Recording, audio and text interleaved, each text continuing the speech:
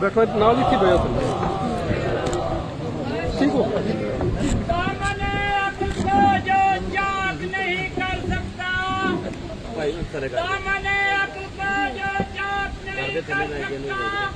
وہ کبھی موج کا ادراک نہیں کر سکتا ارے وہ گیا در کی نجاست ایسی وہ بے زمزم بھی جسے پاک نہیں کر سکتا سلیمان نعرہ حیدری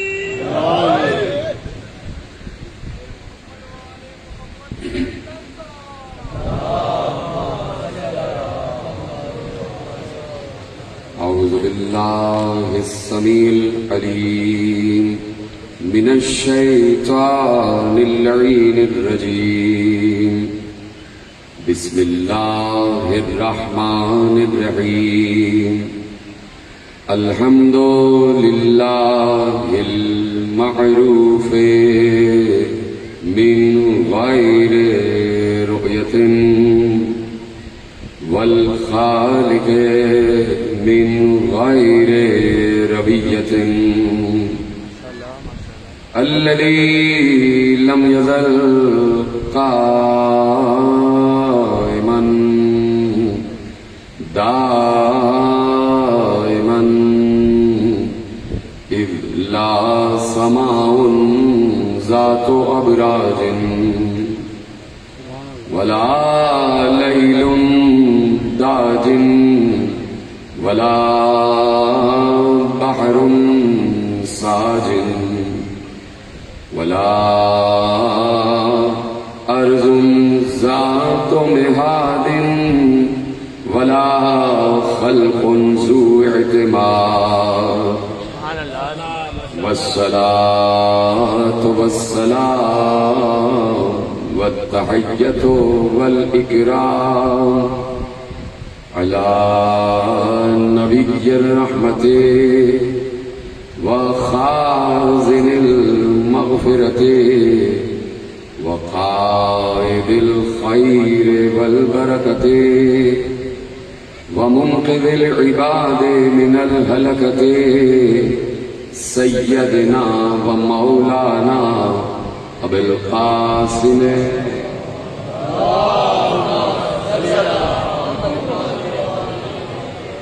وأهل بيته الطيبين الطاهرين المعصومين المظلومين المنتخبين المنتجبين الذين أذهب الله عنهم الرجس وطهرهم تطهيرا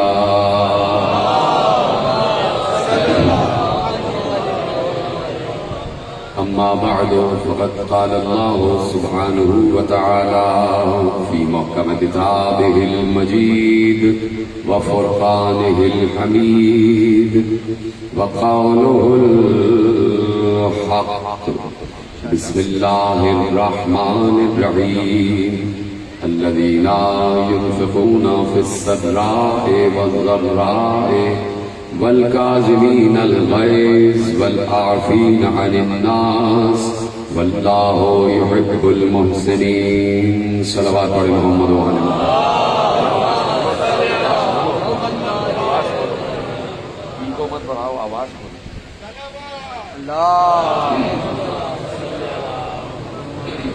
بلند آواز سے صلوات پڑھیں محمد وعلى محمد 1443 ہجری کے اشرۂ ماہ اعضا کی مرکزی باغ بارگاہ روبی گھاٹ فیصل آباد میں آج چوتھی مجلس منعقد ہے۔ موضوع گفتگو پروردگار کے کرم سے عظمت و اوصاف امام موسی کاظم علیہ السلام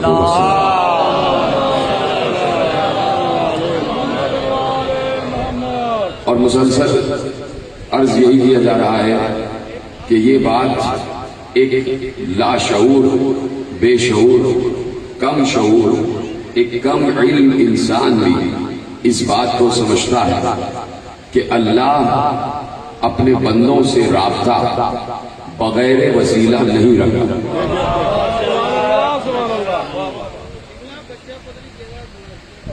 اچھا اعلان کریں نا، اور اعلان کریں آپ اعلان.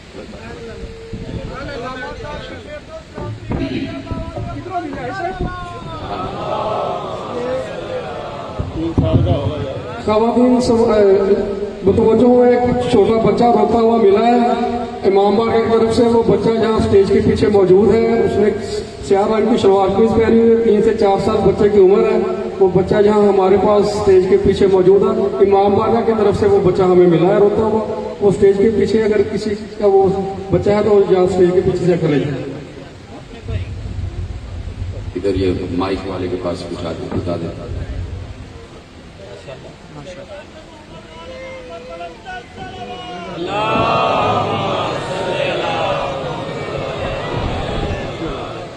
یہ کس کا بچہ ہے؟ آواز جا رہی ہے جس کو بھی؟ کس کا بچہ ہے جو بچہ اپنے ساتھ لایا اس کے ساتھ نہیں ہے؟ کون ہے وہ؟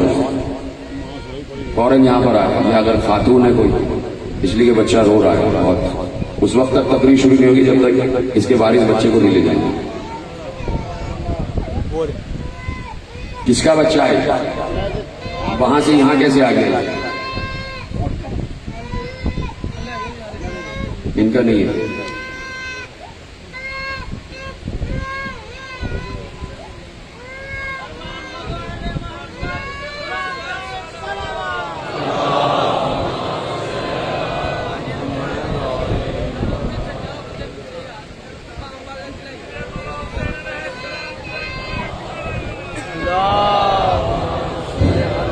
جہاں سے یوتھ رینک کا اگر کوئی کارکن یہاں ہمارے نزدیک کھڑا ہے تو ان سے التماس ہے کہ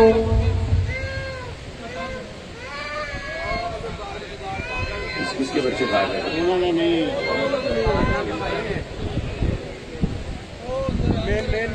بھیجو ان کو، جس کا بچہ ہے وہ یہاں آ دیکھ لیں کس کا یہ بچہ ہے.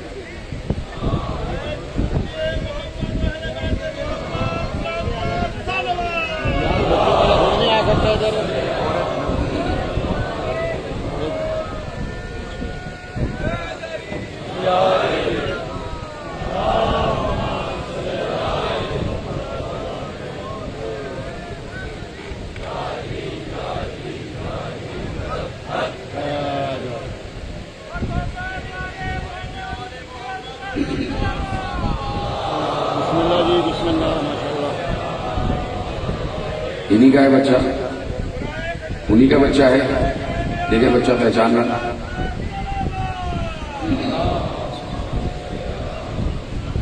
صلوات پڑھے بابا بلند محمد.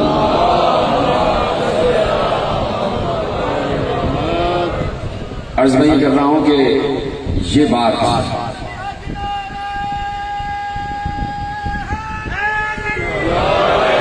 ایک عام شعور رکھنے والا، ایک کم علم رکھنے والا مسلمان اگر ہے، کیونکہ مسلمان کے لیے ضروری ہے کہ کم از کم شعور تو رکھے، کم از کم علم تو رکھے، کم از کم غور و فکر کی صلاحیت تو رکھے.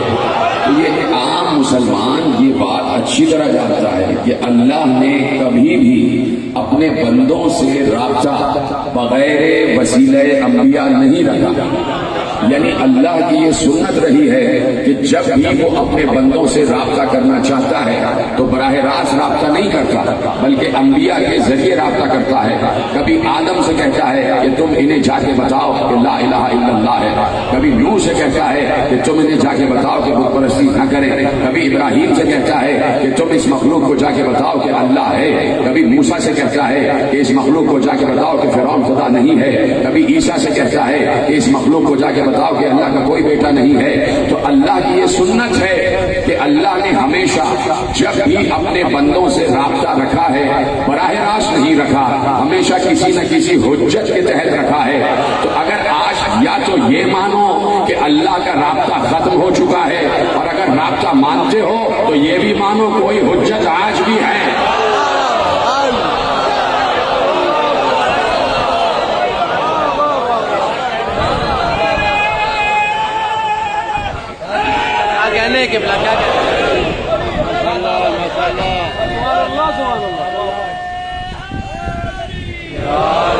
توجہ فرمائی نا آپ نے.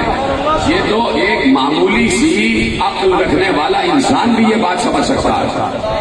ہم ہم مسلسل کم از کم میرا تو اسٹانس یہی ہے کہ انسان عالم ہو ملا نہ ہو. مولوی کے کبھی یہ بات سمجھ میں نہیں آئی. وہ ملا جس کا ذکر علامہ اقبال نے کیا.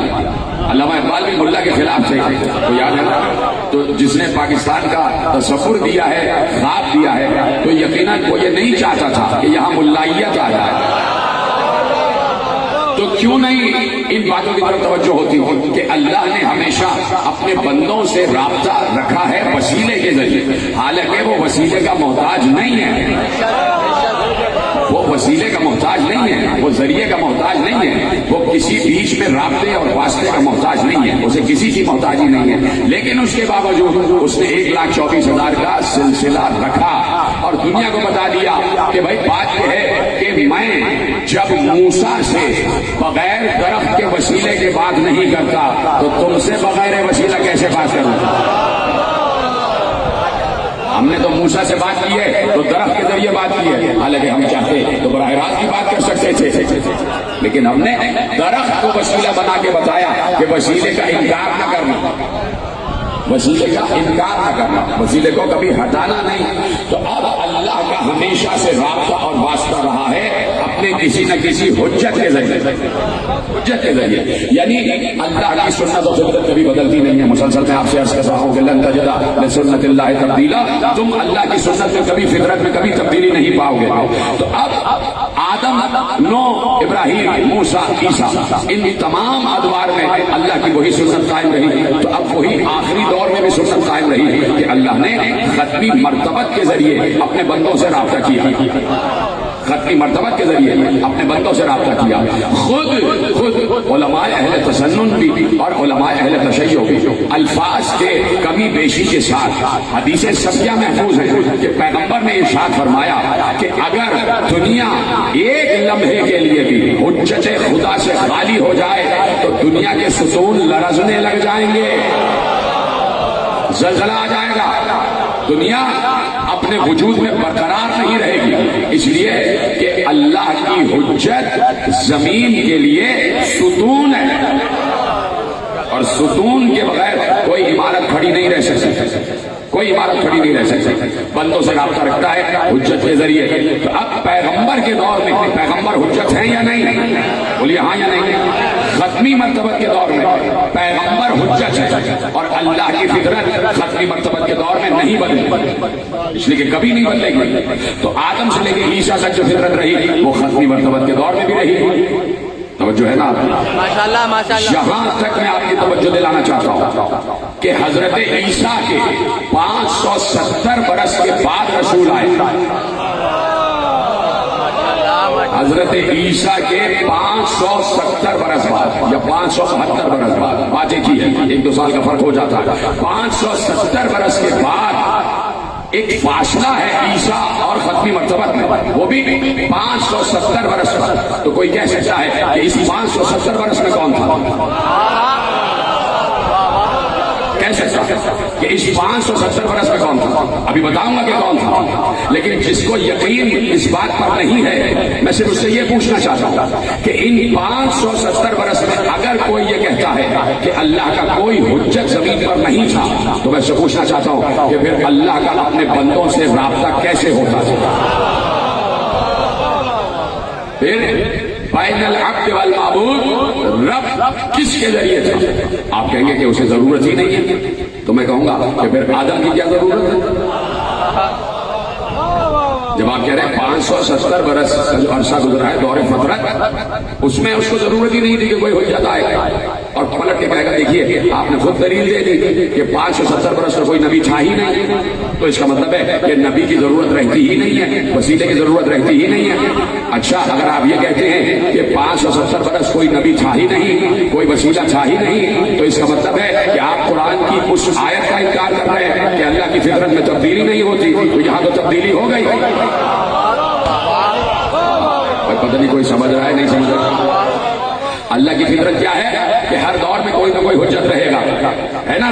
یہ فطرت ہے, یہ سنت ہے, یہ آئین ہے, یہ قانون ہے, خدا بندی ہے. تو 570 برس اگر کوئی کہتا ہے کہ کوئی نبی نہیں رہا اور پھر بھی دنیا چل رہی تھی, کوئی حجت نہیں تھا، کوئی وسیع نہیں تھا، پھر بھی دنیا کا کام چل رہا تھا، اگر کوئی یہ کہتا تو اس کا مطلب ہے کہ وہ خدا کی اس آئین اور قانون کا انکار کرے گا جس میں اللہ کہہ رہا ہے ہماری فطرت نہیں بدلتی۔ تو 570 برس میں اللہ کی فطرت کیوں بدل گئی؟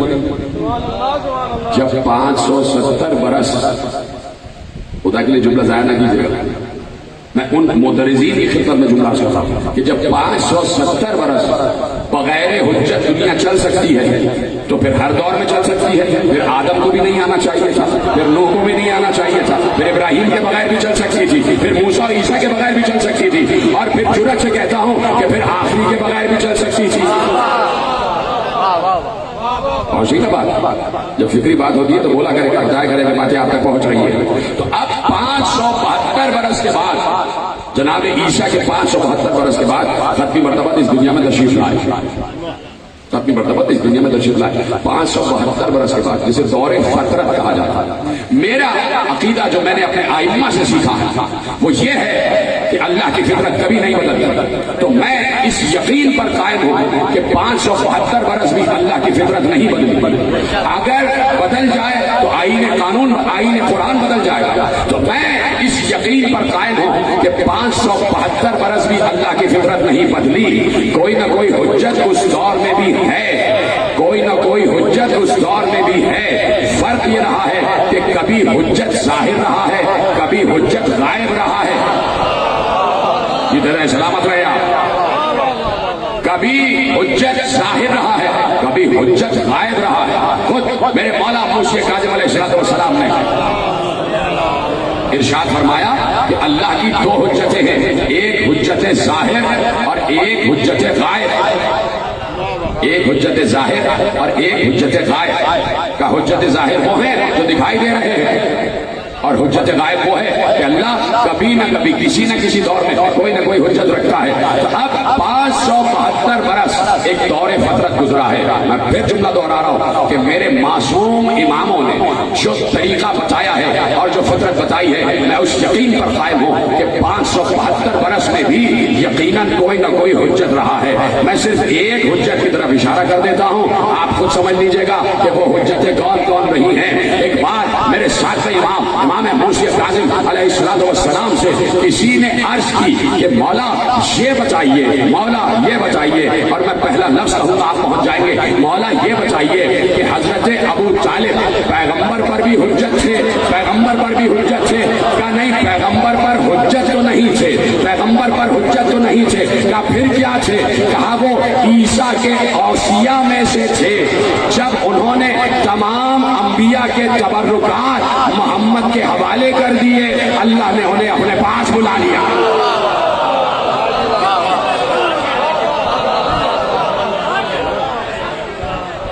توجہ فرما رہے ہیں؟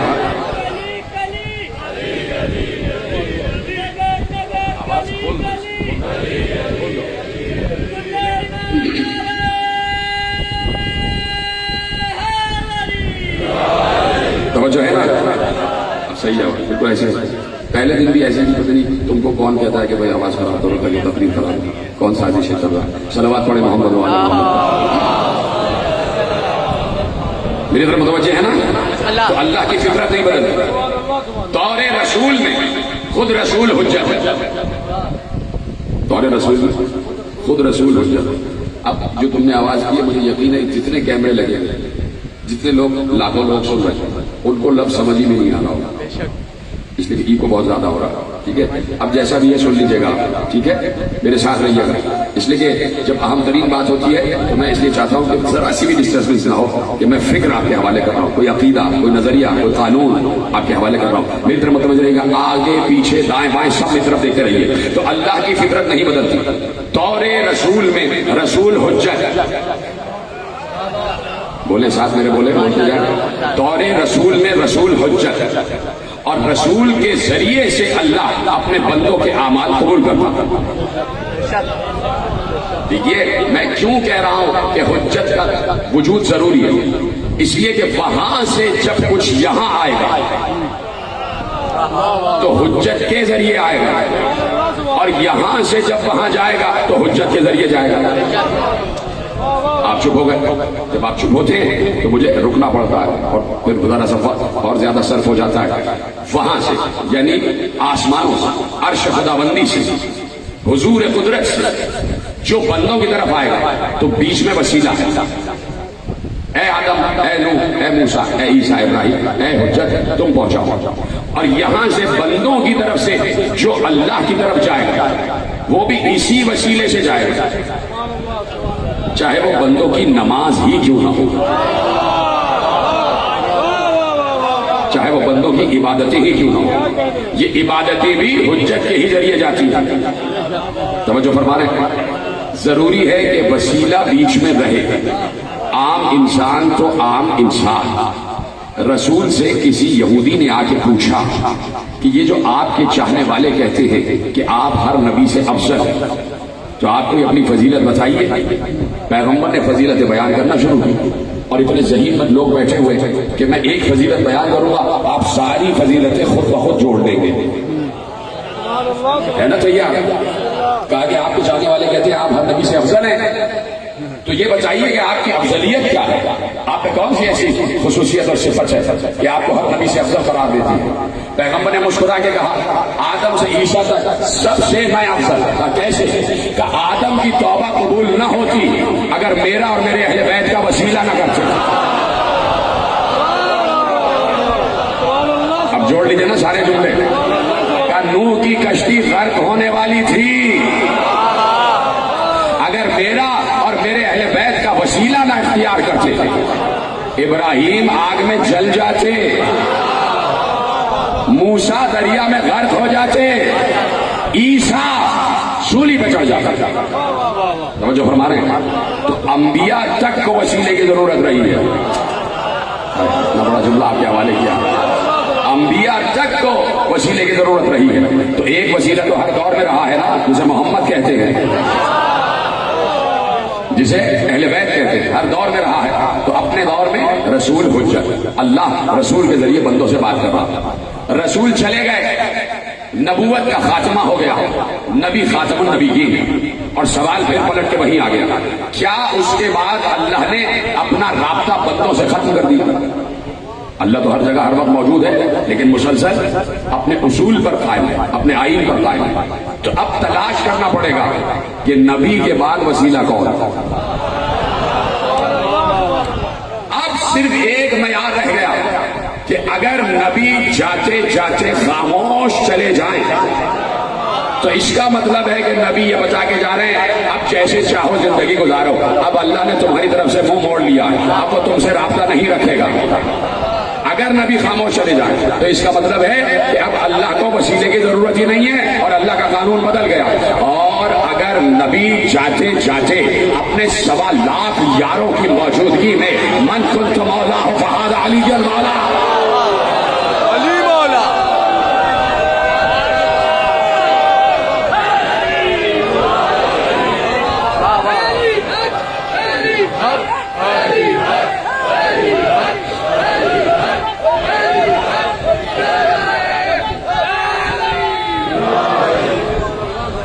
فرمائیے آپ 1.25 لاکھ صحابہ کی موجودگی میں پیغمبر نے کہا ہے کہ من کنت مولا فہذا علی المولا، میں جس کا مولا ہوں اس کا یہ علی مولا.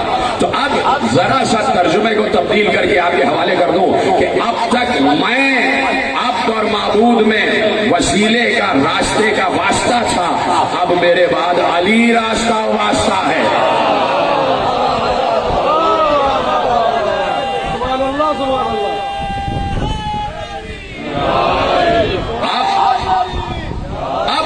دنیا کی نگاہ علی کی طرف. جی طرح سلامت رہیں، آ گئے نا میرے ساتھ. اب پوری دنیا کی نگاہ علی کی طرف کہ اگر علی 40 ہجری سے پہلے خاموش ہو کے چلے جائیں تو اس کا مطلب ہے کہ بعد علی اللہ نے رابطہ منقطع کر دیا. اور اگر علی حسن مصطفیٰ سے یہ کہے کہ آؤ سوالات کے جوابات دو تو اس کا مطلب ہے کہ بعد علی حسن مصطفیٰ اللہ سے بندوں کے رابطے کا وسیلہ. اب پوری دنیا کی نگاہ حسن مصطفیٰ کی طرف.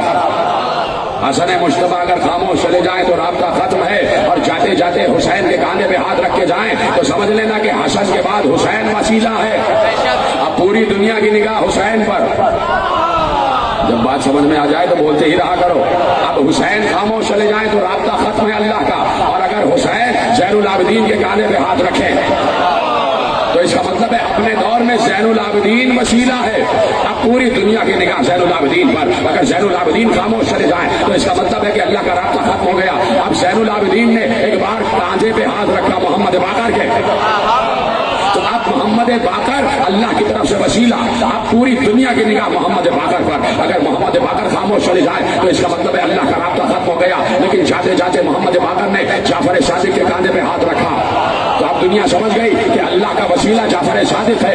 اب اگر جعفر صادق خاموش چلے جائیں تو رابطہ ختم ہو چکا ہے. لیکن ایک بار جعفر صادق نے کہا وہ جھولے میں موسی کاظم سو رہا ہے.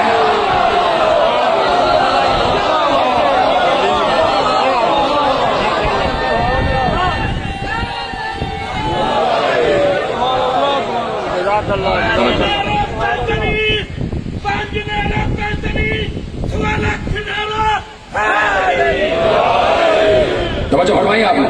تو اب اپنے دور میں امام کاظم اللہ اور بندے کے رابطے کا وسیلہ. اب وہاں سے کوئی پیغام آئے گا تو اس موسیٰ کے ذریعے, کیا سن رہے ہیں آپ, اور یہاں سے نمازیں جائیں گی تو اس موسیٰ کے ذریعے. بیچ میں وسیلہ ہے یہ حجت جسے اللہ نے حجت قرار دیا. کل تمام تفصیلات اور صاحب امامت بیان کر چکا, سب کو ذہن میں رکھیے گا. اب موسی کاظم اپنے دور میں ربط بین العبد والمعبود,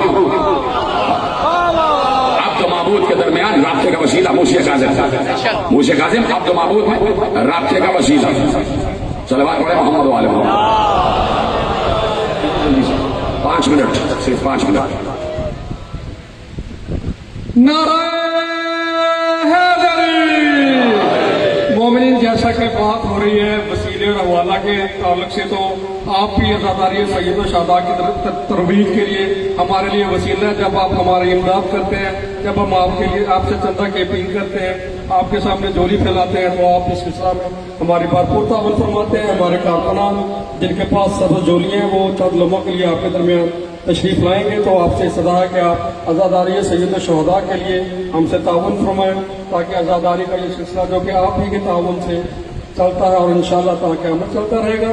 اور مومنات سے بھی میری درخواست ہوگی کہ ان کے درمیان بھی ہماری کارکنان ہیں, میری مومنات سے بھی درخواست ہوگی کہ وہ ہم سے تعاون فرمائیں. جلدی جلدی یہ امور جلدی سے سمیٹ دیجیے, مجھے بھی بہت یہ امور سمیٹنا ہے. دل کو بہادر سے بڑھایا نہیں جاتا, اس دل کو بہادر سے بڑھایا نہیں جاتا, قطرے کو سمندر سے ملایا نہیں جاتا. ارے غاروں میں جو گزر جاتی ہے یاروں کے ساتھ, بستر پہ مگر غیروں کو سلایا نہیں جاتا. سلیمان نعرہ حیدری.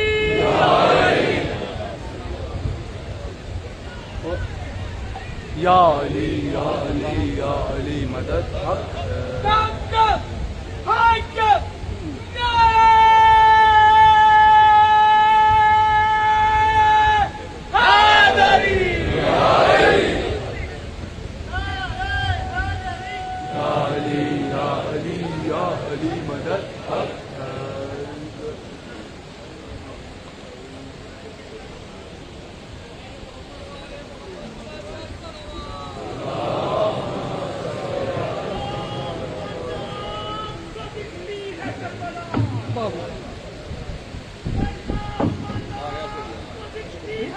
اس کو بند کر دیں, یہ والا مائک بند کریں, مائک یہ بند, آواز آتی ہے بیچ میں کچھ سے آ رہی ہے, وہ کھلا ہوا ہے.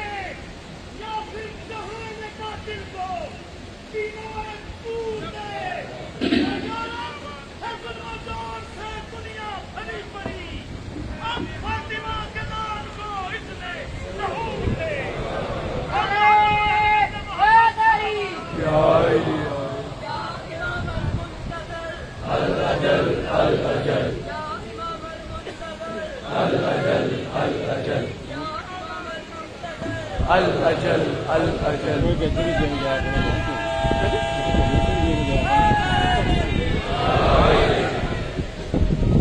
دیکھنا ذرا جی خود لے رہے نا وہ دے رہے ہیں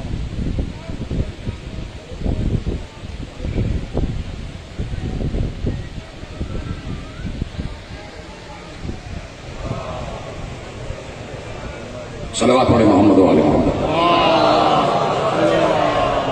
اس سے بھی بلند ترین صلوات پڑھے محمد و آل محمد ایک اور مرتبہ صلوات پڑھے محمد و آل محمد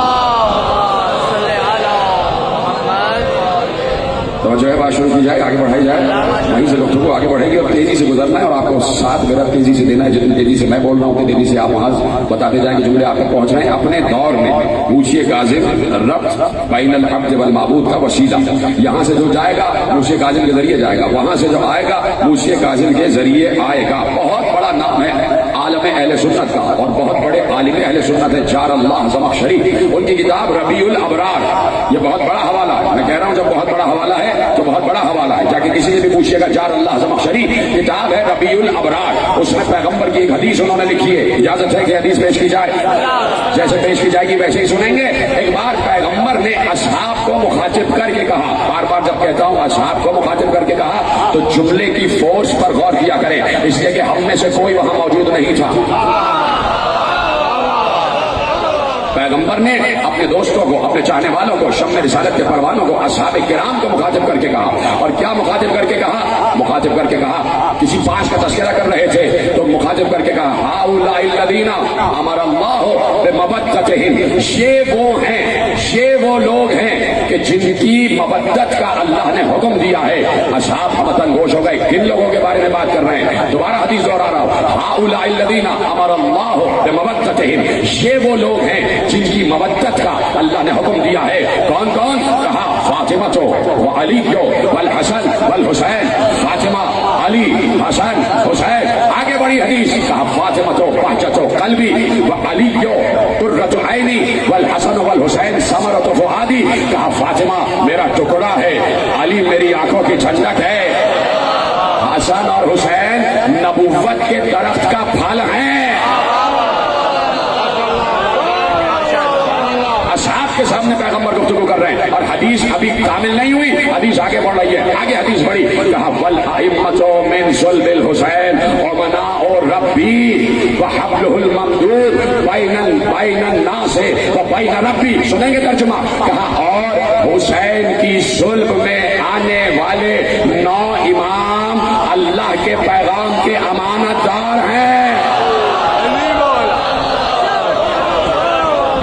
کے پیغام کے امانت دار ہیں اور اب وہ جملہ جو جار اللہ زمخشری نے ربیع الابرار میں لکھا جس کے لیے زحمت دی کہا کہ والائمۃ من صلب الحسین ومناء ربی ہاں حسین کی نسل میں آنے والے 9 امام اللہ کے تمام پیغامات کے امانت دار ہیں وحبلہ الممدود وحبلہ الممدود وحبلہ الممدود قرآن کی آیت ہے واعتصموا بحبل روکا ہے میں نے جملہ روکا ہے واعتصموا بحبل اللہ جميعا ولا تفرقوا واعتصموا بحبل اللہ جميعا بحبل اللہ جميعا ولا تفرقوا کہا اللہ کی رسی کو مضبوطی سے تھامو اور اگر اللہ کی رسی کو مضبوطی سے تھام لیا تو تم فرقوں میں نہیں بٹو گے یعنی فرقوں میں تقسیم نہ ہونے کا سب سے بڑا طریقہ یہ ہے کہ اللہ کی رسی کو تھام لو جب اللہ کی رسی کو تھامو گے تو فرقوں میں نہیں بچو گے اب پیغمبر اصحاب سے مخاطب ہو کے کہہ رہے ہیں والائمۃ من صلب الحسین ومناء ربی حسین کی نسل میں آنے والے 9 امام اللہ کے پیغام کے امانت دار ہیں وحبلہ الممدود اور یہ سارے کے سارے امام اللہ کی مضبوط رسی ہے اللہ کی مضبوط رسی ہے وحبلہ الممدود یہ اللہ کی مضبوط رسی ہے اور اللہ کیا کہہ رہا ہے اگر تم نے رسی کو مضبوطی سے تھاما تو تم فرقوں میں نہیں بچو گے فرقوں میں بٹے ہوئے ہو اس لیے کہ ان کا دامن چھوڑ چکے ہو ان کا دامن نہیں پکڑا ہے حبلہ الممدود اللہ کی بڑی مضبوط رسی ہے اور اب جملہ آگے بڑھا کہا یہی 12 امام اللہ اور انسانوں کے درمیان ربط ہیں اور وسیلہ ہیں ربط ہیں اور وسیلہ ہیں حدیث آگے بڑھی کہا کہ ومن تمسک بہ نجا، جو ان سے متمسک رہا اسی نے نجات پائی، اسی نے نجات پائی۔ ومن تخلف عنہم، اور جس نے ان کو چھوڑ دیا، کوئی اور راستہ پکڑ لیا، جملہ ذرا سا میں اپنے حوالے سے آپ کے حوالے کر رہا ہوں، جس نے ان کو چھوڑا اور دوسرا راستہ اپنایا، اللہ کہے گا جاؤ جہنم کے راستے پر، اللہ کہے گا جاؤ جہنم کے راستے پر۔ تو اب اتنی بڑی حدیث، اتنی حجت حدیث، پیغمبر کی حدیث، چار اللہ زمخشری نے ربیع الابرار میں تحریر فرما دی اور محفوظ فرما دی۔ ایک بار ایک سائل آیا، دروازہ زہرا پر آ گیا اور اس نے باہر سے سوال کیا کہ میں یہ پوچھنا چاہتا ہوں کہ کیا پیغمبر اپنے دور میں اپنے بعد آنے والے کا اعلان کر کے گئے تھے؟ پیغمبر نے کہا، پیغمبر کی بیٹی نے کہا کہ جا کے محمود بن لبید کوفی سے ہماری طرف سے جواب دو کہ واہ عجبا انسیتم یوم غدیرکم، کیا عجیب بات ہے، کیا یہ یوم غدیر کو بھول گیا؟ تو اس نے کہا کہ غدیر سے پہلے کیا کوئی فاصح الفاظ میں پیغمبر نے اعلان کیا تھا؟ تو دختر رسول نے کہا جاؤ اس کو بتاؤ یہی مسجد نبوی تھی، یہی سامنے جو ممبر ہے وہی ممبر تھا، اسی ممبر کے عرش پر عرش والا میرا بابا بیٹھا ہوا تھا، اور میرے بابا نے تمام اپنے اصحاب کو مخاطب کر کے کہا علی خیر من اخلفہ فیکم وہو امام من بعدی وصفایا وتسعۃ من صلب الحسین ائمۃ۔ کہا کہ پیغمبر نے کہا تھا کہ میرے بعد تم میں سب سے بہتر جو ہے وہ علی ہے، سب سے بہتر جو ہے وہ علی ہے، اور علی کے بعد میرے دو بیٹے حسن اور حسین، کہا میرے دو بیٹے حسن اور حسین، اور ان کے بعد ائمۃ من صلب الحسین، اور ان کے بعد وہ ائمہ جو صلب حسین میں، وہ ائمہ جو صلب حسین میں۔ اور پھر حدیث آگے بڑھی کہ پیغمبر نے ارشاد فرمایا جو ان سے متمسک رہے گا وہ ہدایت پائے گا، اور جو ان کو چھوڑ دے گا وہ در در بھٹکتا رہے گا۔ اس نے کہا ٹھیک ہے، اس نے کہا تو پھر بات یہ ہے کہ اعلان کیوں نہیں کیا گیا، علی باہر کیوں نہیں آ گئے؟ بول رہا ہوں اپنے موضوع کی طرف، موضوع تو چل ہی رہا ہے، کہا پھر علی باہر کیوں نہیں آئے اور جا کے گھر گھر اعلان کیوں نہیں کیا؟ ایک بار زہرا نے بڑا عجیب فلسفہ دیا کہ جا کے اس سے کہو مثل الامام مثل الکعبہ استؤتی ولا تاتی، امام کی مثال کعبے کی طرح ہے، سب کو کعبے کی طرف آنا ہوتا ہے، کعبہ کہیں نہیں جاتا۔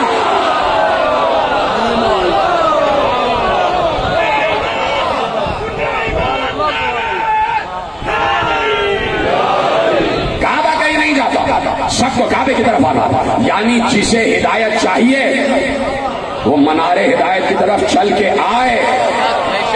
آئے۔ مینار تو نظر آتا ہے نا بھائی، جو سمجھ گیا اس کو میرا سلام ہے، مینارہ ہدایت نظر آتا ہے نا، جب ہدایت کا مینارہ نظر آ گیا تو اب خود جانا ہے، کیسے جانا ہے؟ تو بہت سے کلمہ گویوں کو یہ بات سمجھ میں نہیں آئی، لیکن بہت سے غیر کلمہ کو بات سمجھ میں آ گئی۔ ایک بہت بڑا مورخ امام موسی کاظم کا چاہنے والا عرض کرتا ہے، اور نام ہے اس کا یعقوب بن جعفر بن ابراہیم، وہ کہتا ہے کہ میں اپنے ساتھ میں امام کے ساتھ مقام عریش پر تھا، ایسے میں ایک راہب آ گیا امام سے ملنے کے لیے، تیزی سے جا رہا ہوں اس لیے وقت میرے پاس قابل ہوتا جا رہا ہے، اور میرا ساتھ دیتے رہیے گا، آخری آدمی تک ہاتھ اٹھا کے بتاتے رہیے گا جملے آپ تک پہنچ رہے ہیں۔ میں مقام عریش پر تھا اپنے ساتھ امام کے ساتھ کہ ایسے میں ایک عیسائی راہب آ گیا امام سے ملنے کے لیے، اجازت چاہیے، امام نے اجازت دے دی، آیا، آگے کہتا ہے کہ میں بہت دنوں سے 30 برس ہو گئے کہ میں تلاش میں تھا کہ کوئی ایسا عالم کامل مل جائے کہ جو میری رہنمائی کرے حق و صداقت کی طرف۔ میں مسلسل مناجات کرتا تھا کہ ایک بار میں نے خواب میں دیکھا کہ کوئی مجھ سے کہہ رہا ہے کہ شام کی بلندیوں پر جاؤ، وہاں پہ ایک عالم رہتا ہے، اس کے پاس جاؤ، تمہارے مسئلے کا حل اسی کے پاس۔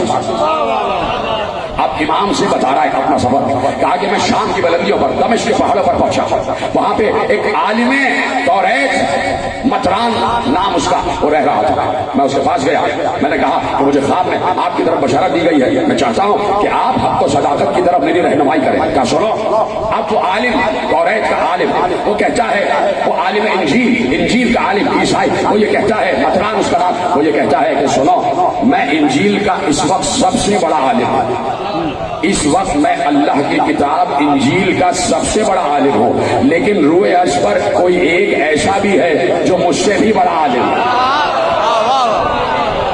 جو مجھ سے بھی بڑا عالم ہے، جو مجھ سے بھی بڑا عالم ہے، کا سنو، اگر انجیل اور تمام صحابہ آسمانی اس کی معرفت چاہتے ہو، انجیل کے تمام گوشوں کی معرفت چاہتے ہو، میں بیٹھا ہوا اس نے کہا، اس راہب نے کہا کہ میں نے اس مطران سے کہا کہ میں انجیل کا مطالعہ بھی کر چکا ہوں، مزامیر داؤد کا مطالعہ بھی کر چکا ہوں، میں توریت کے اسفار اربع کا بھی مطالعہ کر چکا ہوں، میں نے قرآن کی آیتوں کا بھی مطالعہ کیا ہے، مجھے بتائیے کہ حق کیا ہے؟ سنو، اگر انجیل کے تمام معاملات کی رہنمائی چاہتے ہو تو انجیل کا سب سے بڑا عالم میں ہوں، اور اگر توریت کے تمام اسفار کی رہنمائی چاہتے ہو تو اس وقت توریت کا سب سے بڑا عالم ہے بن شراجیل سامری، جاؤ اس سے علم توریت سیکھو۔ بول گئی بات؟ تیسرا جملہ یہ کہتا ہے کہ اگر انجیل، توریت، مزامیر داؤد، صحیفہ ہود، جتنے انبیاء پر صحیفے اترے تمام صحیفوں کا علم اور جو کچھ خبر خیر آسمانوں سے اترتی ہے، اگر ان سب کا علم چاہیے تو سفر کرتے ہوئے مدینے پہنچ جا، سفر کرتے ہوئے مدینے پہنچ جاؤ، وہاں سب سے بڑا عالم رہ رہا ہے۔ کیا کہا تھا بی بی نے کہ مثل الامام مثل الکعبہ استوتی ولا تاتی، امام کی مثال کعبے کی جیسی ہوتی ہے، سب کو کعبے کی طرف جانا ہوتا ہے، کعبہ کہیں نہیں آتا۔ اب عالم انجیل کہہ رہا ہے کہ سب سے بڑا عالم توریت و زبور و انجیل و صحفائے انبیاء وہ رہ رہا ہے مدینے میں، کہا جاؤ اس کے پاس سفر کرتے ہوئے جاؤ، سواری پر جاؤ، اگر سواری نہیں ہے تو پیدل جاؤ، اگر پیدل نہیں جا سکتے تو گھٹنوں کے بل جاؤ، اگر گھٹنے جواب دے گئے تو گھسٹتے ہوئے جاؤ۔ سن رہے ہیں جیسے محنت سے میں پڑھ رہا ہوں ویسے محنت سے آپ کو سننا بھی چاہیے، کہ اگر گھٹنے جواب دے گئے ہیں تو گھسٹتے ہوئے جاؤ اور اپنے آپ کو اس عالم تک پہنچاؤ۔ ایک عجیب بات ہے کہ ایک عالم انجیل کو یہ بات معلوم ہے کہ امام تک خود جانا ہوتا ہے، امام تک خود جانا ہوتا ہے۔ یہ جہاں ہم بیٹھے ہیں ہمارا گھر تو نہیں ہے نا، ہم اپنے گھر میں تو نہیں بیٹھے، تو ہمیں بھی یہ بات معلوم ہے کہ امام سے ملنا ہے تو امام کی طرف آنا ہوتا ہے۔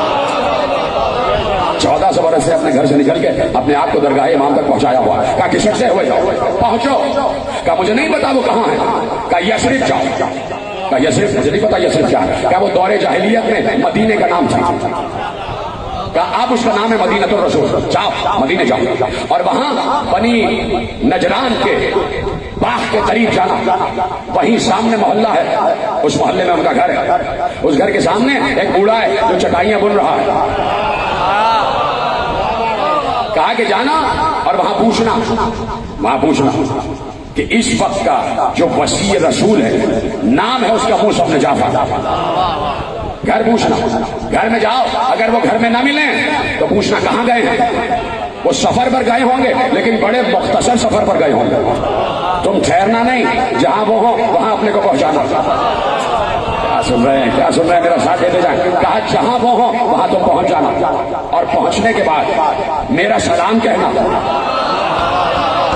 اور کہنا شام کی بلندیوں پر ایک عالم بہت عرصے سے رہ رہا ہے اور اس کی خواہش یہ ہے کہ وہ آپ کی خدمت میں حاضر ہو، آپ کے دست ادب پر، آپ کے دست تقدس پر، آپ کے دست طہارت پر لا الہ الا اللہ محمد رسول اللہ پڑھے۔ کیا کہنے کا اس میں باری آبی ہوگا تو میں یہاں سے سفر خود بخود کرتا چلا جاؤں گا۔ روایت میں لکھا، دیکھیے راوی عجیب ہوتا ہے، راوی نہ صرف یہ کہ الفاظ کو محفوظ کرتا ہے بلکہ حرکات و سکنات کو بھی محفوظ کرتا ہے۔ راوی نے کہا یہ راہب جب امام سے یہ پورا سفر بیان کر رہا تھا تو اس کے ہاتھ میں عصا تھا اور عصا پر اپنے چہرے کو ایسے رکھا ہوا تھا، بوڑھا ہے نا، عصا سے اپنے چہرے کو ٹکایا ہوا ہے اور امام سے باتیں کر رہا ہے۔ جب سفر تمام ہوا، گفتگو تمام ہوئی تو کہا کہ اجازت ہے کہ بیٹھ جاؤں، کہا بیٹھ جاؤ، کہا ہاتھ ایسے رکھ کے بیٹھنا چاہتا ہوں، کہا یہ ہمارا طریقہ نہیں ہے، کہا نہیں ہاتھ باندھ کے نہیں بیٹھ سکتے، ہاتھ باندھ کے نہیں بیٹھ۔ دیکھیے آئمہ کا طریقہ یہ رہا ہے کہ آئمہ نے کبھی اپنے گھٹنے چھونے نہیں دیے، اپنے پاؤں کو ہاتھ نہیں لگانے دیا، جب آئمہ بیٹھتے ہیں تو پاؤں پھیلا کے کبھی نہیں بیٹھے، یہ پیری مریدی کا چکر آئمہ نے نہیں چلایا۔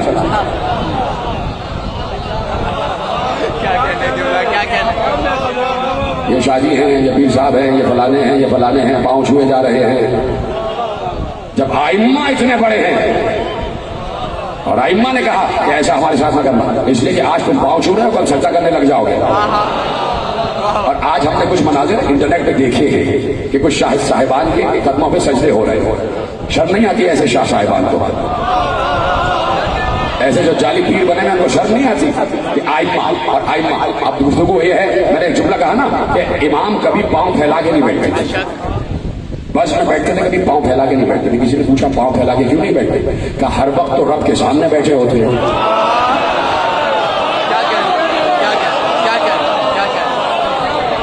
کہا یہ ہے، اس طرح رب کو محسوس کرو، اس طرح رب کو محسوس کرو۔ اس وقت بھی تو اللہ ہمارے ساتھ ہے، تو جس وقت کوئی شاہ صاحب اپنے پاؤں چھوا رہے ہوتے ہیں تو کیا اللہ ان کو نہیں دیکھ رہا ہوتا؟ توجہ فرمائی آپ نے؟ تو کہا نہیں بیٹھ جاؤ اور ہاتھوں کو ہٹا لو، ہاتھ نہیں باندھو۔ اس نے کہا کہ میرے استاد نے جہاں سے میں آ رہا ہوں اس کے پیغام کا آپ نے جواب نہیں دیا، اس نے سلام بھیجا ہے۔ کہا اگر اللہ نے اس کی ہدایت کر دی ہے تو اس پر سلام۔ اللہ نے اگر اس کی ہدایت کر دی ہے تو اس پر سلام۔ بات چیت شروع ہو گئی۔ کہا کہ تم اپنے دور کے عالم ہو، تم صحفائے انبیاء کا علم رکھتے ہو؟ کہا جی کما ہو، تھوڑا بہت۔ یہی حقیقت ہے، عالم کے سامنے جہل کا اعتراف کرنا ہی سب سے بڑا علم ہے۔ عالم کے سامنے اپنی لا علمی کا اعتراف کرنا ہی علم ہے۔ تو کہا اچھا یہ بتاؤ کہ جناب مریم کی والدہ کا کیا نام تھا؟ عالم توریت سے، عالم انجیل سے پوچھا جا رہا ہے کہ حضرت مریم کی والدہ کا کیا نام تھا؟ اور یہ بھی بتا دو کہ جناب مریم کے وجود میں روح عیسیٰ کس دن پھونکی گئی؟ کیا ختم کر دوں بات؟ میں مسلسل کہہ رہا ہوں کہ میرا موضوع ساتویں امام ہے، اور اس وقت یہ تصور کرو کہ ساتویں امام کے دور ہی میں رہ رہے ہیں۔ تھوڑا سا یہ تصور کر لو کہ ہر دور کا ہادی ہر دور کا محمد ہی ہوتا ہے، تو سمجھ لو کہ اس دور کے محمد نہیں، اس دور کے محمد کے دور میں جی رہے ہو، تو اب کیسے ان کا ذکر سننا ہے یہ تم جانا اور تمہاری محبت و معرفت جانے۔ کہا کہ کس دن وجود مریم میں روح عیسیٰ پھونکی گئی اور کس دن عیسیٰ کی ولادت ہوئی؟ اس نے سر جھکا کے کہا میں نہیں جانتا۔ یہیں سے اس نے اعلان کر دیا کہ میں نہیں جانتا کا مطلب یہ ہے کہ میں حجت نہیں ہوں۔ سلامت رہے آپ۔ جو یہ کہہ دیتا ہے کہ میں حجت نہیں ہوں، جو یہ کہہ دیتا ہے کہ میں نہیں جانتا، وہ یہ کہہ دیتا ہے کہ میں حجت نہیں ہوں۔ اور جب وہ یہ کہتا ہے کہ میں حجت نہیں ہوں تو اس کا مطلب ہے کہ وہ اعتراف کرتا ہے کہ میں سربراہی کے بھی قابل نہیں ہوں۔ تو اس نے تو ایک مرتبہ کہا کہ میں نہیں جانتا، کسی نے تو 70 مرتبہ کہا تھا کہ اگر علی نہ ہوتے۔ ٹھیک ہے، تو اس نے اعلان کر دیا کہ میں حجت نہیں ہوں، اس لیے کہ میں نہیں جانتا۔ آپ ارشاد فرمائیے، کہا کہ جناب مریم سلام اللہ علیہا کی والدہ کا نام مرسا تھا۔ مرسا سریانی میں مرسا، اور اس کا ترجمہ عربی میں وہیبہ۔ امام کہہ رہا ترجمہ عربی میں وہیبہ۔ میں اپنے آپ کے لیے کہہ رہا ہوں کہ اگر میں وہاں بیٹھا ہوا ہوتا دستے ادب چھوڑ کر، تو جب امام یہ جواب دے رہے ہوتے تو میں خاموش نہ رہتا جیسے آپ خاموش ہو گئے۔ کہا کہ مریم کی والدہ کا نام مرسا، جس کا عربی میں ترجمہ وہیبہ۔ اور سنو، جب مریم کے وجود میں روح عیسیٰ پھونکی گئی وہ جمعے کا دن تھا۔ جبرائیل نازل ہوئے جمعے کے دن، اور اللہ کے نبی نے اس لیے جمعے کو عید کا دن قرار دیا کہ اس دن آسمانوں سے روح اتری۔ ہائے ہائے ہائے ہائے، یعنی جس دن آسمان سے روح اترے وہ دن عید کا دن ہوتا ہے۔ تبھی 3 شعبان بھی عید ہے، 15 رمضان بھی عید ہے۔ توجہ فرمائی، کہا وہ دن عید کا دن ہے۔ اور جناب مریم کا بیٹا عیسیٰ منگل کے دن پیدا ہوا۔ جمعہ روح ہو گئی، ہفتہ اتوار پیر، 3 دن بعد کا منگل کے دن عیسیٰ کی ولادت ہوئی، جب 4:30 پہر دن کا چڑھ چکا تھا۔ جب دن کے 4:30 پہر چڑھ چکے تھے، زوال کے بعد جناب عیسیٰ کی ولادت ہوئی۔ اور بتا کیا تجھے معلوم ہے کہ عیسیٰ کی ولادت کس جگہ ہوئی؟ کہا مجھے نہیں معلوم۔ کہا فرات کے کنارے۔ کیا کہنا کا فرات کے کنارے. اسی لیے شط فرات کو ناصریہ بھی کہا جاتا ہے. اسی ناصریہ کی وجہ سے عیسائی نصرانی کہلاتے ہیں کہ وہاں پر جناب عیسیٰ کی ولادت ہوئی. کہا کہ فرات کے کنارے عیسیٰ کی ولادت ہوئی. ایک بار لرس رہا تھا, اس کے رونگٹے کھڑے تھے, یہ کون سا عالم ہے کہ جہاں وہ باتیں کہ جو انجیل میں بھی پوشیدہ ہیں, جو سر انجیل ہے, وہ ایسے بیان کر رہے ہیں کہ جیسے سارے اسرار ان کے سامنے کھلے ہوئے ہیں, سارے اسرار ان کے سامنے شہود اور ظہور کی منزل پر ہیں. سر جھکا کر کہتا ہے, اچھا کیا آپ یہ بتا سکتے ہیں کہ میری ماں کا نام کیا تھا؟ کیا آپ یہ بتا سکتے ہیں کہ میری ماں کا نام کیا تھا؟ کہا تیری ماں کا نام انقالیہ تھا. کہا میری دادی کا نام معلوم؟ کہا دادی کا نام انقورہ تھا. تیری دادی کا نام انقورہ تھا. کہا کیا میرے دادا کا نام بتا سکتے ہیں؟ کہا تیرے دادا کا نام عبد المسیح تھا اور میں اس کا نام تبدیل کر کے عبداللہ رکھ رہا, اس لیے کہ مسیح کا بندہ نہیں ہوتا, اللہ کا بندہ ہوتا. تو اس نے اپنے باپ کا نام بھی پوچھ لیا, دادا کا نام بھی پوچھ لیا, اور امام نے باپ کا نام بھی بتایا, دادا کا نام بھی بتایا. بات ہی ختم ہو گئی. امام نے کہا تیرے باپ کا نام عبد السلیم اور تیرے دادا کا نام عبد المسیح. اس کا مطلب ہے کہ امام نے بتا دیا کہ جو میرے سامنے بیٹھا ہے باپ کے اعتبار سے بھی صحیح ہے, دادا کے اعتبار سے بھی صحیح ہے. تبھی تو چلتا ہوا یہاں تک پہنچا ہے. سمجھ گئے نا؟ یعنی باپ کا نام بھی ہے اور دادا کا نام بھی ہے بہت سے لوگوں کے. تو اب جو یہاں سے دور ہے وہ نجاست ہی ہے نا بھائی. ہم تو نہیں کہہ رہے, قرآن کہہ رہا ہے کہ اے اہل بیت اللہ نے تم سے نجاست کو دور کر دیا ہے. تو اگر کوئی مجہول النسب ہے تو سب سے بڑا نجس ہے.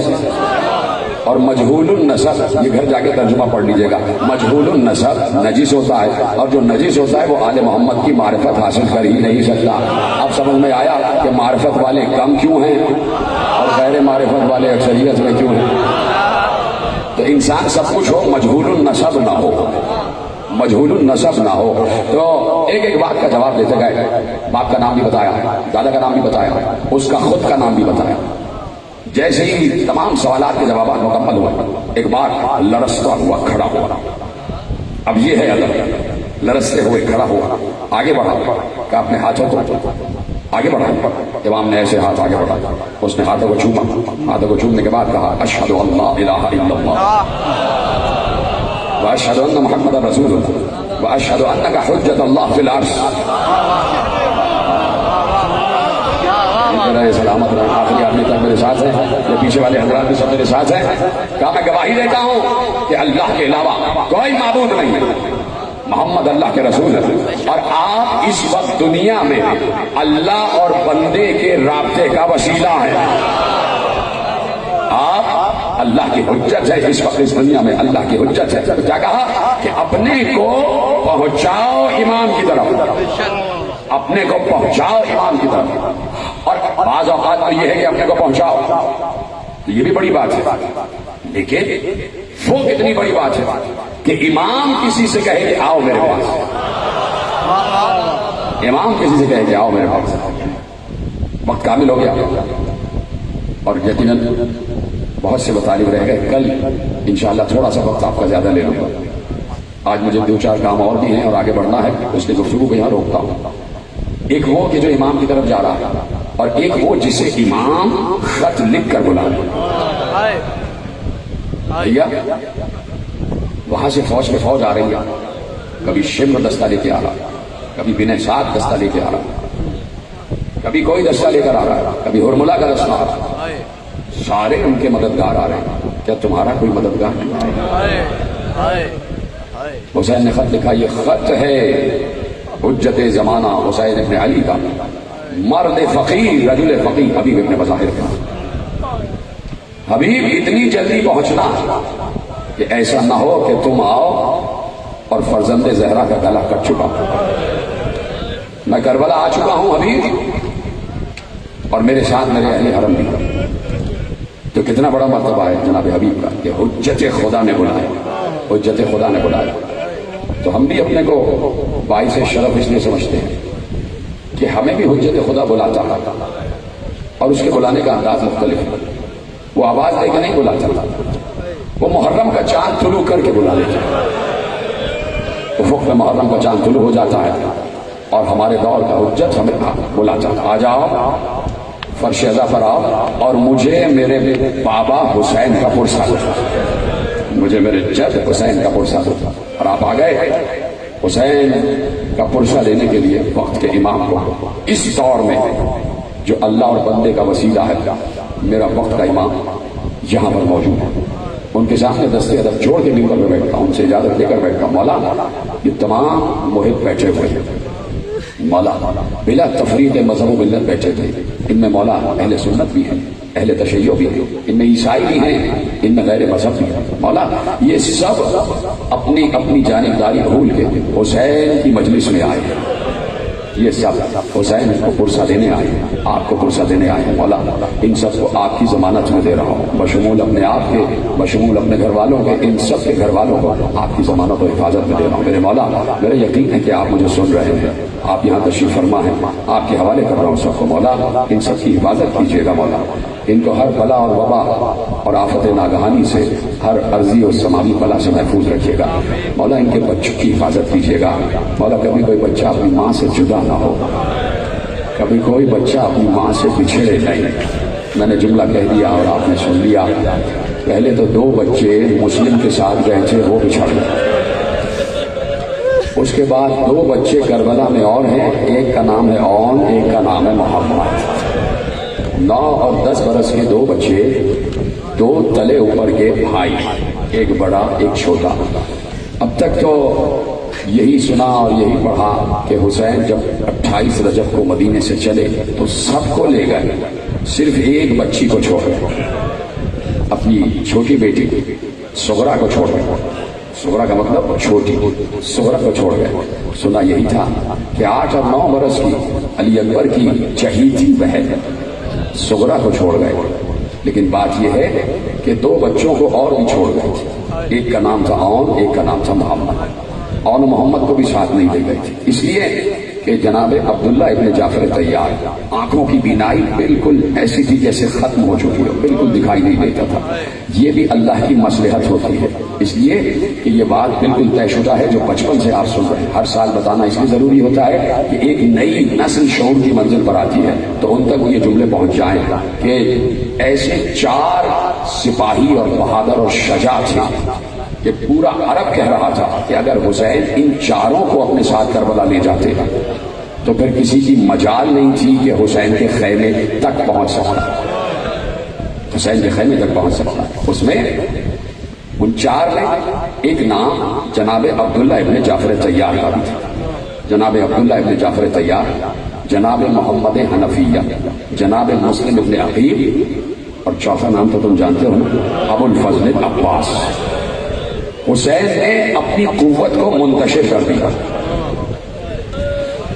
حسین نے اپنی قوت کو منتشر کیا اور یہ بمشیت الہی کی مسلم کو کوفے بھیج دیا. عباس کو ساتھ رکھا، اس لیے کہ عباس مدعی امامت ہے، لذا چنا سے امامت ہے، اور صرف حسین تھے، صرف حسین. کائنات میں 2 ہستیاں ہیں، حسین اور شریکت الحسین، جو عباس کے جلال کو روک سکتے تھے. تفصیل میں 8 محرم کو پڑھوں گا. عبداللہ ابن جعفر طیار بمصلحت الہی آنکھوں کی بیماری میں مبتلا ہو گئے. جناب محمد حنفیہ کو راشا ہو گیا.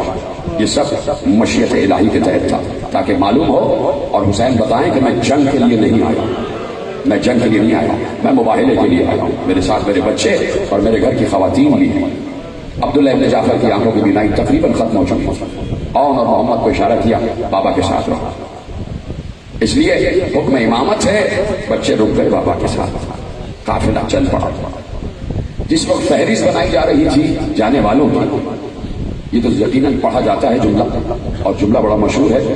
اور یہ بات بھی یاد رکھیے، کچھ مسائل کی روایتیں ایسی ہیں کہ جو مشہور ہیں، جن پہ بہت زیادہ گریہ ہوتا ہے، ان کا کہیں حوالہ ہو یا نہ ہو، امام کا حکم ہے کہ ان کو پڑھا جائے. سمجھے آپ؟ یہ علماء نے ائمہ سے عکس کیا کہ کچھ روایتیں ایسی ہیں کہ اگر حوالہ ملے یا نہ ملے، لیکن روایتیں ایسی ہیں کہ ان کو پڑھا جائے. اسی طرح ایک روایت یہ ہے کہ حضرت عباس نے فہرست بنائی تو سب سے پہلے شریکت الحسین کا نام لکھوایا، لیکن بات یہ ہے کہ روایت یہ کہتی ہے کہ بیوی کا نام نہیں لکھوایا، حسین ابن علی نے بہن کا نام نہیں لکھوایا۔ اب سوچو بہن پر کیا گزر رہی ہو، ایک بہن علی اکبر کی اور ایک بہن حسین، نام نہیں۔ جب فہرست کی پورے ناموں کی فہرست کی خبر شریکت الحسین کے کان میں پہنچی اور کہا میرا نام نہیں، ایک بات چادر اوڑھ کے بھائی کی خدمت میں آئی، بھیا کیا آپ کو وصیت یاد نہیں کہ اماں نے کہا تھا جاتے جاتے کہ میری بیٹی جہاں میرا ماں جایا، جہاں تیرا ماں جایا حسین جائے ساتھ ساتھ جانا۔ بھیا آج آپ مدینہ چھوڑ رہے ہیں، میرا نام نہیں۔ کہا کہ بہن تمہارا نام مشیت خدا میں ہے، تمہیں جانا، تمہارے بغیر کربلا نامکمل ہے، لیکن میں بانی شریعت ہوں، میں مالک شریعت ہوں، کیا ہی اچھا ہو کہ اپنے شوہر سے اجازت لے کے آ جائے۔ یہ ہے حسین، یہ ہے آل محمد کا گھرانہ، اس کو کہتے ہیں شریعت کی پاسداری۔ بی بی آئی حضرت عبداللہ ابن جعفر کی خدمت میں آئی اور بیٹھ گئے۔ جناب عبداللہ ایک دم احترام شریعت الحسین اٹھ کے بیٹھ گئے، کہا کہ کیسے تشریف لائیں؟ کہا کہ بھیا جا رہے ہیں اور آپ سے اجازت مانگے۔ رونے لگے عبداللہ ابن جعفر، رونے لگے، کہا کہ آپ کیسی بات کرتی ہیں، آپ اور مجھ سے اجازت مانگے، میں کون ہوتا ہوں روکنے والا؟ اس لیے کہ اگر میں نے روکا تو اس کا مطلب ہے کہ میں اپنے مولا علی کی وصیت کو رد کر دوں گا۔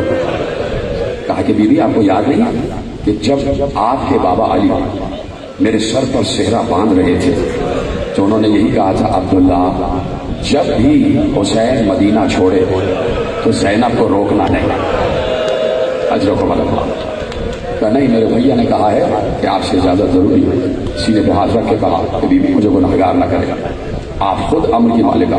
شہزادی کو اجازت مل گئی، سلام کیا اور آگے قافلے میں شامل ہو گئی۔ قافلہ چل پڑا، قافلہ چل پڑا، چلتے چلتے قافلہ دور پہنچا تھا، تھوڑی دور پہنچا تھا کہ محلہ بنی ہاشم سے کچھ لوگ قافلے کی طرف آتے ہوئے دکھائی دیے۔ کوئی ہاتھ کا اشارہ کر کر کے کہہ رہا تھا کہ کچھ دیر عباس، کچھ دیر روک دو، عباس کچھ دیر روک دو۔ عباس قافلے کا چلایا کرتے تھے، کبھی آگے جاتے تھے کبھی پیچھے آتے تھے۔ اب جو پیچھے آئے تو دیکھا سامنے سے عبداللہ ابن جعفر طیار اپنے دونوں بیٹوں کا ہاتھ پکڑے ہوئے، ایک ہاتھ اون کے ہاتھ میں، ایک ہاتھ محمد کے ہاتھ میں پکڑے ہوئے آ رہے ہیں۔ یا تو ان دونوں بیٹوں کا ہاتھ پکڑا ہوا ہے یا دونوں بیٹوں نے باپ کو سہارا دیا ہوا ہے۔ جیسے ہی کہا آقا قافلہ روک دیجیے، حسین ابن علی نے کہا عباس ابھی تو چلے ہی، کیوں روک دیتے؟ کہا پیچھے سے عبداللہ آ رہے ہیں، جعفر طیار کے صاحبزادے آ رہے ہیں اور ان کے ساتھ ان کے دو بیٹے تھے۔ اب یہ بات صرف حسین کو معلوم، قافلہ روکا گیا۔ جناب عباس نے کہا کہ کتنی دیر کے لیے رکنا ہے؟ کہا کچھ دیر رکنا ہے۔ کہا تو کیا خیمے لگا دیا جائے بیویوں کے لیے؟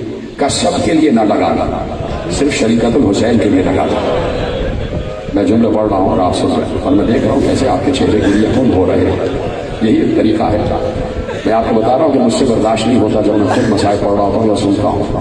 میں اسی لیے ذرا سا دیر سے بھی آتا ہوں کہ جب ذاکر مسائل پڑھتا ہے تو میری ہچکیاں بن جاتی ہے، تو اس لیے میں بھی چاہتا ہوں ویسے ہی آپ سنیں۔ میں ذرا رک رک کے پڑھ رہا ہوں اس لیے کہ میرا کلیجہ پھٹ جاتا ہے۔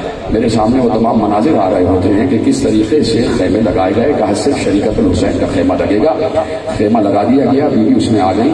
کہا کہ بھیا مجھے کیوں خیمے میں بٹھایا ہے؟ کہا کہ آپ کے شوہر عبداللہ آ رہے ہیں۔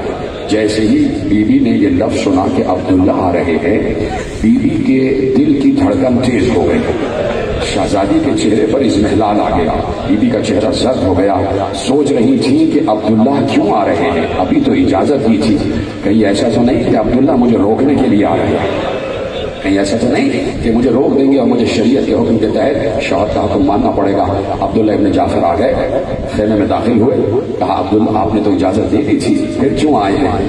کہا بات یہ ہے کہ میں چاہوں، میں بڑا ہوں حسین بن علی سے، میں چاہتا تو حسین کا ہاتھ پکڑ کے روک لیتا، لیکن بات یہ ہے کہ وہ حجت خدا ہے، وہ امام زمانہ ہے، وہ مشیت خدا کی جاننے والے ہیں اور پابند ہیں، تو جو ان کا فیصلہ ہے وہ اللہ کا فیصلہ ہے، لہذا میں ان کو روک نہیں سکتا۔ لیکن میرا دل چاہتا تھا کہ میں ساتھ جاتا اور میں بھی فاطمہ کے لال کے پسینے پر اپنا لہو بہا دیتا، لیکن مجھ پر جہاد ساقط ہو چکا ہے، لیکن بیوی دل میں تمنا ہے کہ میں حسین کی نصرت کروں، میں حسین کی نصرت کروں۔ ایک بار پیچھے اشارہ کیا، جیسے ہی اشارہ کیا خیمے کے اندر اون اور محمد داخل ہو گئے۔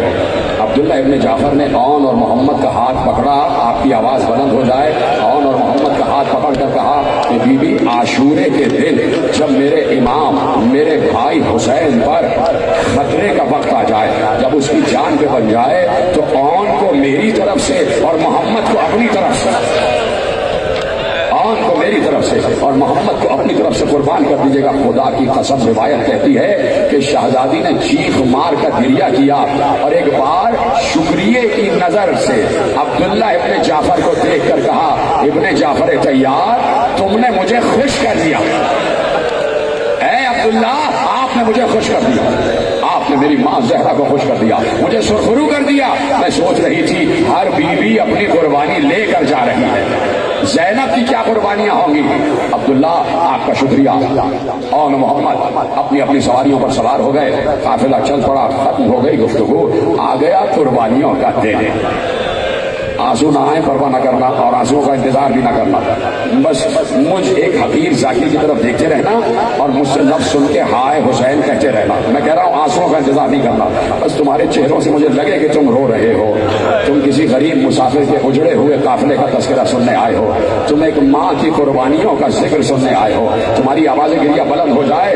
ہزاروں لوگ اس وقت سن رہے ہیں اور روز صبح گریہ ہو رہا ہوتا ہے، اس کا ثواب تمہیں بھی جا رہا ہے، اس کا ثواب تمہیں بھی جا رہا ہے۔ ایک بار قربانیوں کا دن آ گیا، بار بار شریعت الحسین نے کہا، اور محمد تم کب جاؤ گے، کب قربانیاں پیش کرو گے؟ بس لپٹ کے ماں سے کہنے لگے، اماں بار جاتے ہیں اور بار ماموں اپنے سینے سے لگا کر کہتے ہیں میری بہن کی یادگار ہو، عبداللہ ابن جعفر کی یادگار ہو۔ کیسے جانے دوں؟ جب بہت دیر ہو گئی، اجازت نہ ملی، تو زینب نے سر پر چادر سنبھالی اور محمد کا ہاتھ پکڑ کے اس خیمے میں آئیں جہاں حسین بیٹھے ہوئے تھے۔ جو میں چادر زہرا کا واسطہ ہے، اب جو جملہ کہنے جا رہا ہوں کوئی آدمی خاموش نہ رہے، اور اگر ہاتھوں میں قوت ہے تو سینے پہ ہاتھ مار کے جملہ سن لینا کہ اس خیمے میں اپنے دونوں بیٹوں کا ہاتھ پکڑ کے داخل ہوئی جہاں حسین خیمے کی زمین پر بیٹھے ہوئے تھے۔ جیسے ہی داخل ہوئی تو اب حسین سے کچھ نہیں کہا، دونوں بچوں کا ہاتھ پکڑ کے حسین کا طواف کرنا شروع کیا۔ ہاں ماتم کرو، حسین کا چکر لگانا شروع کیا، 1 2 3 7 چکر لگائے، اور بار حسین ایسے دیکھ کر کہتے تھے، زینب کیا کر رہی ہے، بہن کیا کر رہی ہو؟ جب 7واں طواف مکمل ہوا تو زینب نے رک کر کہا، بھیا میں نے اماں سے سنا تھا جب کوئی مصیبت آتی ہے تو صدقہ دیا جاتا ہے، مصیبت رد ہو جاتی ہے، بھیا تم پر آج مصیبت کا دن ہے، میں نے آن و محمد کو تم پر سے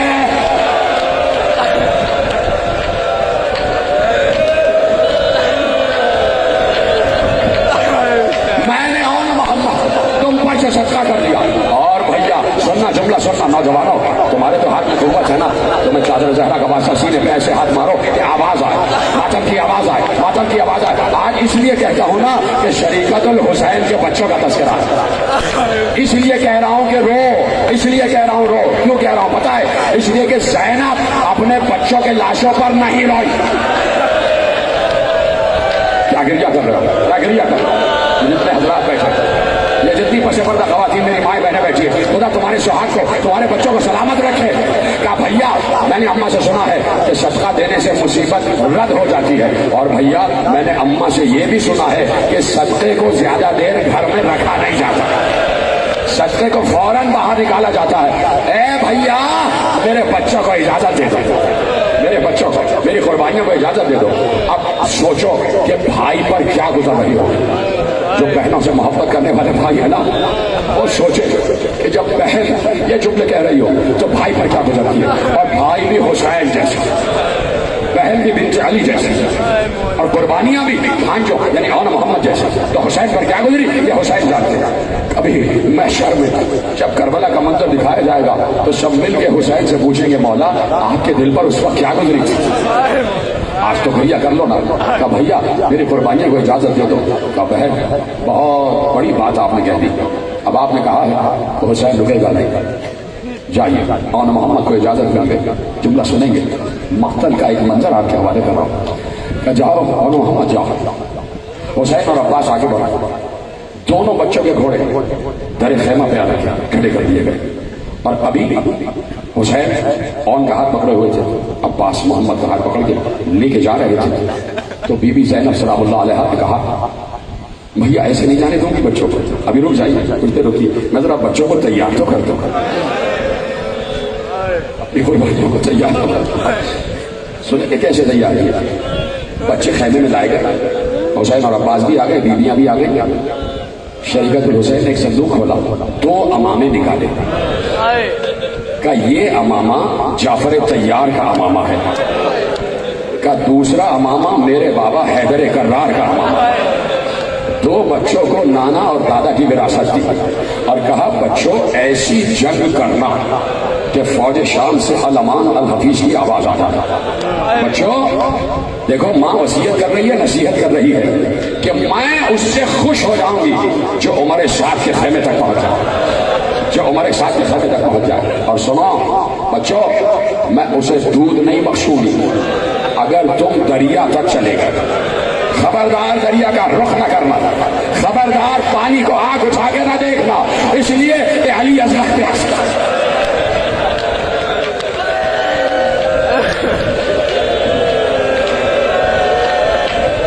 इसलिए कि सकीना प्यासी है। बच्चों पानी की तरफ निगाह उठा के न देखना।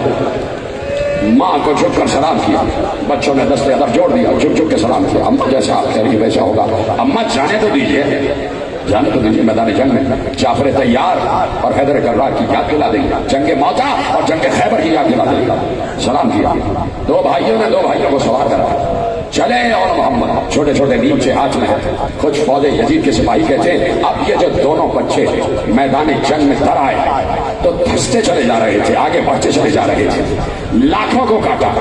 जब कहा जाए तो यकीन करो कि लाखों को काटा, इसलिए कि दोनों की रगों में जाफर तैयार और हैदर कर्रार का खून था।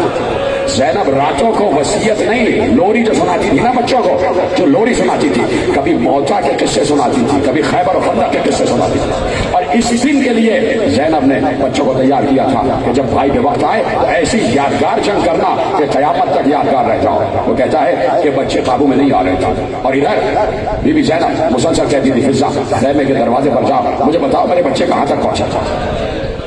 माँ हो तो ऐसी हो, कुर्बानियां हो तो ऐसी हो, मुझे बताओ बच्चे कहाँ तक पहुंचे। बीबी फिजा एक एक लम्हे की खबर देती थी। शाहजादी बच्चे फौज में धंसते चले जा रहे हैं, शाहजादी बच्चों ने कुश्तों के पुश्ते लगा दी, जंगे मुनफरिदा जीत गए हैं, शाहजादी चारों तरफ से हमला हो रहा है और बच्चे जाफर तैयार की शान से जंग कर रहे हैं, हैदर कर्रार की शान से जंग कर रहे हैं। जब जब ज़ैनब ने सुना फौरन सजदा शुक्र में सर रख देती थी, परवरदिगार तेरा शुक्र है तूने मेरे दूध की लाज रखी, तूने हैदर और जाफर के खून की लाज रखी। अब मेरे बच्चे कहाँ हैं, अब मेरे बच्चे कहाँ हैं। कहा कि उमर साथ के खैमे तक पहुंच गया। मैं खुश हूँ, बच्चों से खुश हूँ। अब मेरे बच्चे कहाँ हैं।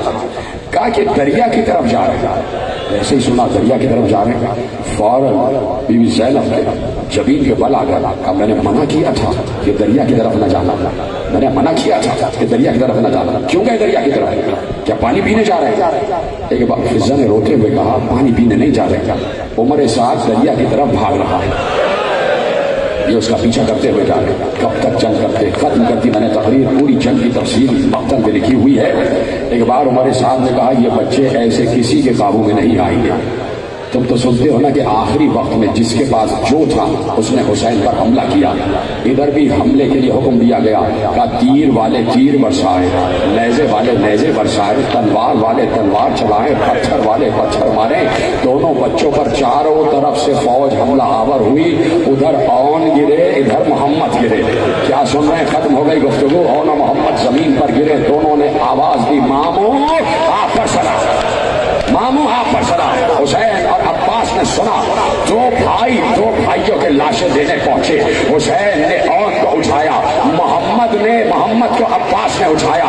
जो भाइयों के लाशें मकतल में आए, ज़ैनब के सामने लाशें रखे गए, ज़ैनब ने गिरिया नहीं किया, ज़ैनब ने सजदे में सर रख दिया। खत्म हो गई गुफ्तगू। औन मोहम्मद के लाशों पर ज़ैनब ने गिरिया नहीं किया। शाम गरीबा आ गई, ज़ैनब औन मोहम्मद पे नहीं रोई। दरबार कूफा आ गया, ज़ैनब औन मोहम्मद पे नहीं रोई। दरबार शाम आ गया, ज़ैनब औन मोहम्मद पे नहीं रोई। एक बार रिहा हो गई, औन मोहम्मद पे नहीं रोई। आ गई करबला चहलुम पर, फिर भी औन मोहम्मद पे नहीं रोई। मदीने लौट के वापस आ गई, औन मोहम्मद पे न रोई। कब्र रसूल पर आ गई, औन मोहम्मद पे न रोई। एक बार 4 दिन के बाद जैसे ही ज़ैनब अपने घर में गई, सामने औन मोहम्मद के हुजरे आए, सर से चादर फेंक कर कहा, अरे मेरे औन मोहम्मद आ जाओ, माँ आ गई।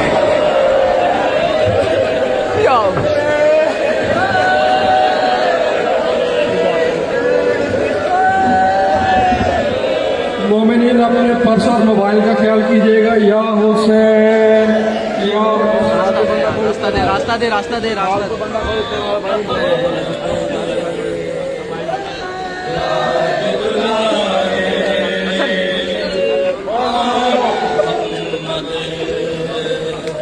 रास्ता देते हैं यार, रास्ता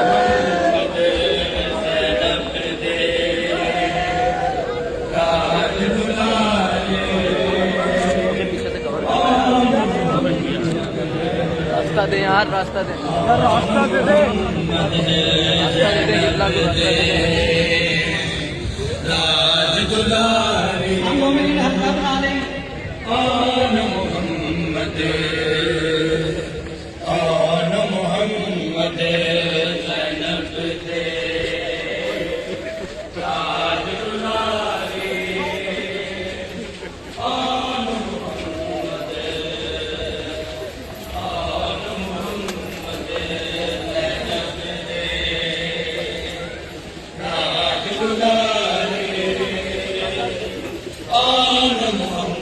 हसन बाहर दो, हसन बाहर दो। मोहम्मद ज़ैनब के